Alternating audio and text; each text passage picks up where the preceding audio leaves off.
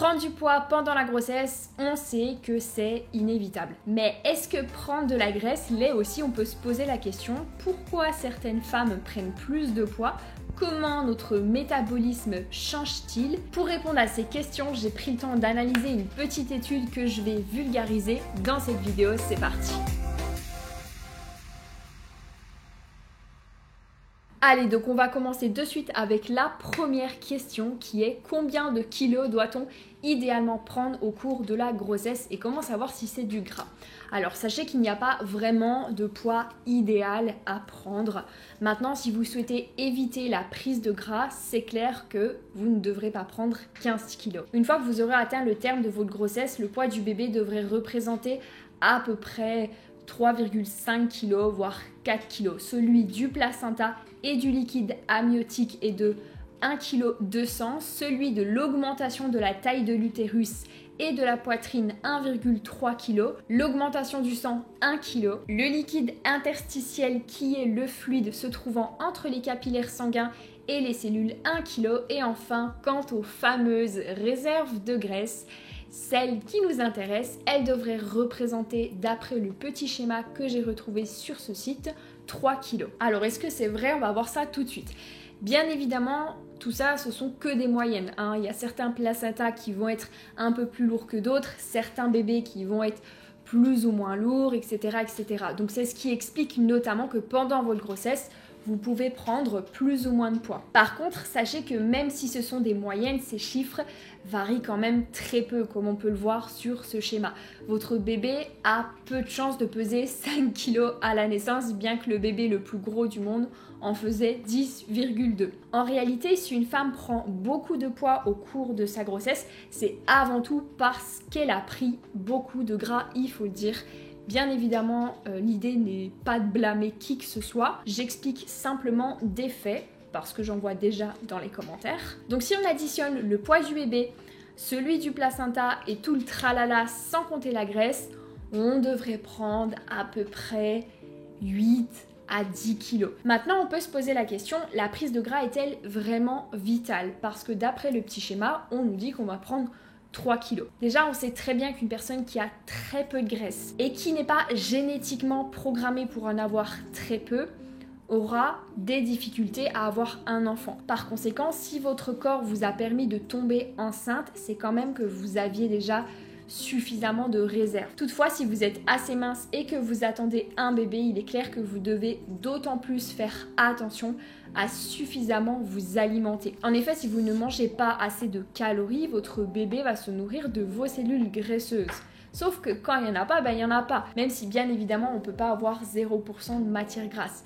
Mais le bébé risque d'avoir un retard de développement. Et c'est notamment pour cette raison qu'on recommande aux femmes avec un petit IMC de prendre un petit peu plus de poids. Mais est-ce qu'elles le font? Est-ce qu'on constate que les femmes minces ont tendance à prendre beaucoup de poids? Personnellement, j'en ai pas du tout l'impression et j'ai ma petite hypothèse de pourquoi c'est le cas, mais je vous en parlerai tout à l'heure. Mais encore une fois, si votre corps vous a permis de créer ce petit être, c'est qu'au préalable, vous aviez déjà les réserves nécessaires pour accueillir la vie. Les fausses couches causées par un manque de calories, un manque de nutriments apportés par la mère sont quand même très rares. Du coup, les personnes avec un IMC supérieur à 20 n'ont aucunement besoin de prendre de la graisse. Attention, parce que ça ne veut pas dire que c'est pas bien si vous en prenez. Ça veut simplement dire que pour que votre bébé soit en bonne santé, ça n'est pas vital. Par contre, trop en prendre peut avoir des conséquences. Le surpoids ou l'obésité peut provoquer des effets néfastes pour la maman comme pour le bébé, et pour la maman, on en retrouve principalement 3. Le diabète gestationnel, que l'on appelle aussi le diabète de grossesse, qui peut avoir des répercussions plus ou moins graves, comme le fait de rester diabétique après l'accouchement. Sans compter que l'enfant aura également un terrain favorable à développer du diabète plus tard. Alors le surpoids peut aussi provoquer de l'hypertension artérielle qui elle-même peut nuire à la circulation des nutriments dans le placenta, ce qui peut ralentir la croissance de bébé. Et enfin, le dernier gros risque, c'est la césarienne, puisque si bébé fait plus de 4 kg, il risque d'avoir du mal à passer. Maintenant, en ce qui concerne les conséquences pour le fœtus, donc comme je l'ai dit, on retrouve un risque de développer plus tard un diabète de type 2, une détresse respiratoire, pas besoin de vous faire un dessin, je pense que vous voyez très bien de quoi il s'agit, et enfin un risque d'hypoglycémie néonatale qui peut avoir diverses conséquences comme une difficulté à s'alimenter et donc un retard de développement.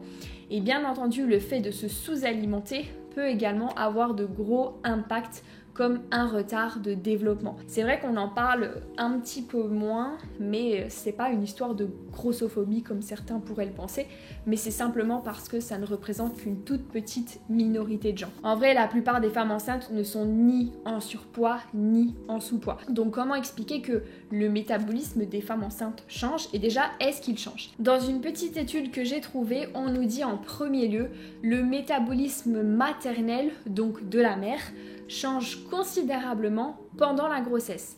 Attendez la suite parce que c'est peut-être pas ce à quoi vous pensez. En fait, j'en suis même presque sûre. La gestation précoce, c'est-à-dire le début de la grossesse, peut être considérée comme un état anabolique chez la mère avec une augmentation des réserves de graisse et de petites augmentations de la sensibilité à l'insuline. Donc qu'est-ce que tout ça veut dire? Eh bien, dans le sang, nous avons constamment du glucose, donc du sucre en circulation, qui va passer au travers du pancréas.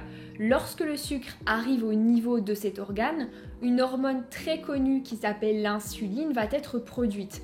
Insuline qui permet au sucre de rentrer dans les cellules du corps. Sauf que quand on est enceinte ou qu'on a un diabète de type 2, les cellules captent extrêmement bien ce sucre. C'est ce qu'on appelle une sensibilité élevée à l'insuline. Et si on a un surplus d'énergie et que très vite celle-ci redescend, on va de nouveau être très vite amené à manger, puis manger et manger encore, etc. etc. Et c'est exactement comme ça que fonctionne le diabète de type 2. Et dans la suite de cette étude, on nous dit par conséquent les nutriments sont stockés au début de la grossesse pour répondre aux besoins fœtaux, placentaires et maternels, de la fin de la gestation et de la lactation. En gros, à cause de tous ces phénomènes, notre corps est plus amené à prendre du gras lors du premier trimestre. Pourquoi? Eh bien parce que lors du deuxième, mais surtout du troisième trimestre, le fœtus va avoir un pic de croissance. Ce qui veut dire que la maman devra apporter suffisamment de réserves, suffisamment de nutriments, pour assurer le bon développement de son bébé. En revanche, la fin de la grossesse est mieux caractérisée comme un état catabolique avec une diminution de la sensibilité à l'insuline et donc une augmentation de la résistance à l'insuline. Ce qui veut dire que lorsque l'on approche du troisième trimestre, il se produit l'inverse puisque le sucre a du mal à rentrer dans la cellule. Et si le sucre n'est pas métabolisé, que votre organisme ne l'utilise pas, il va sortir par vos urines. Donc pour faire court, vous aurez plus de difficultés à prendre de la graisse. Alors même si c'est pas tout à fait le même mécanisme, on se rapproche cette fois-ci du diabète de type 1. Donc premier trimestre, diabète de type 2, on va le résumer comme ça.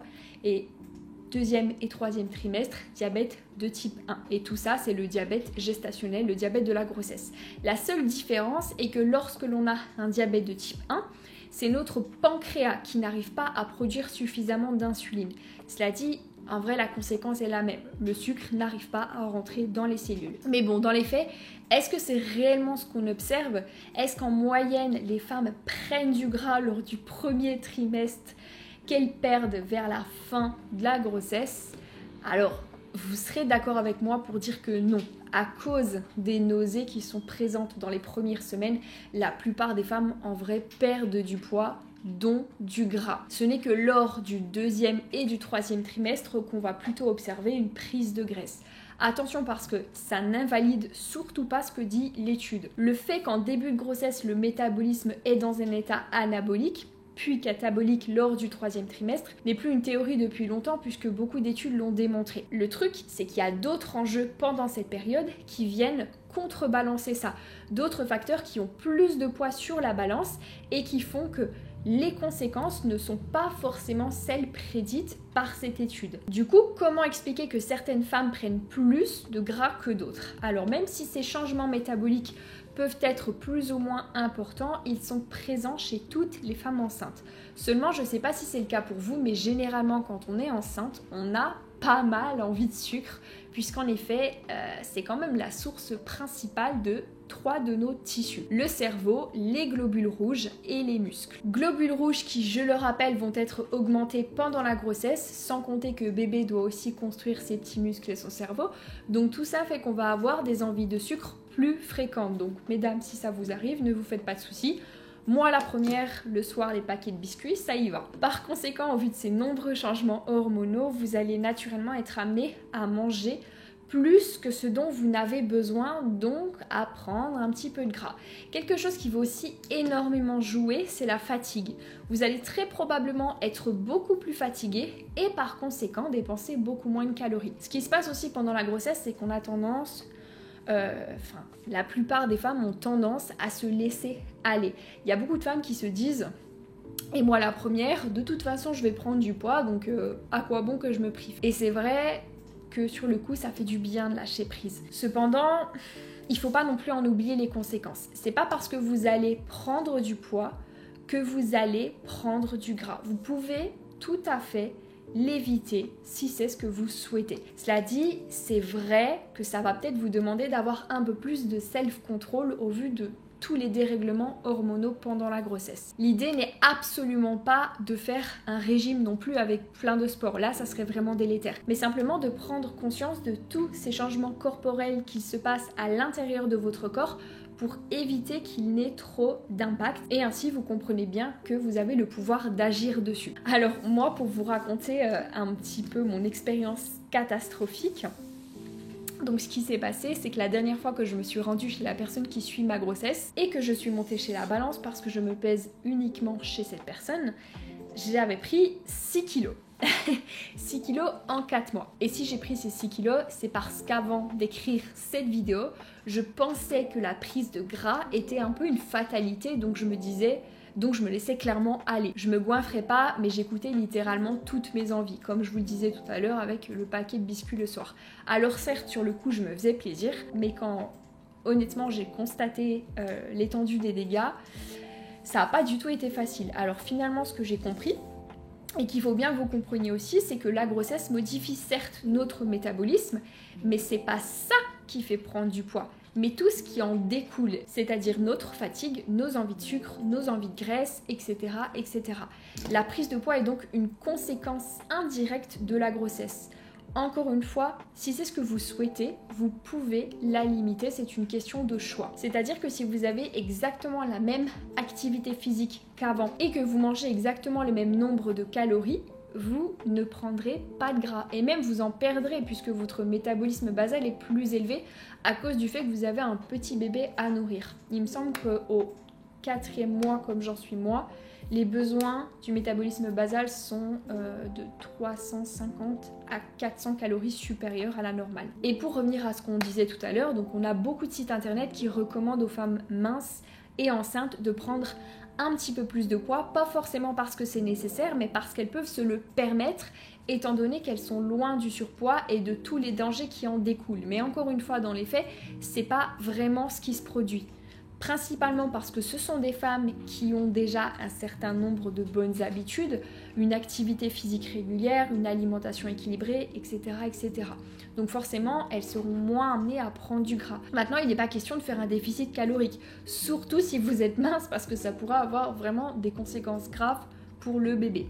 Toutefois, cela arrive que certaines femmes perdent du poids pendant leur grossesse, sans que cela n'ait de conséquences. Ce qu'il faut que vous fassiez finalement, c'est manger quand vous avez faim comme à votre habitude, mais en essayant de bien différencier une vraie faim d'une gourmandise. C'est tout pour cette vidéo, j'espère qu'elle vous a plu. N'hésitez pas à partager votre expérience en commentaire et je vous dis à très vite, ciao.